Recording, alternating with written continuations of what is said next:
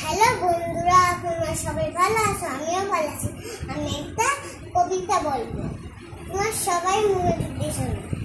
মৌমাছি মৌমাছি তাই যাও নাচি নাচি, দাঁড়াও না একবার ভাই ফুলতে বনে মতো আর মনে দাঁড়ানোর তো সময় নাই। আতাই পাতায় আতাই পাতায় আতাই পাতায় দুইটি উড়ো, দেখতে পেল পাহাড় ছিল, তোতে উঠতে গিয়ে পাশে হাত দিল।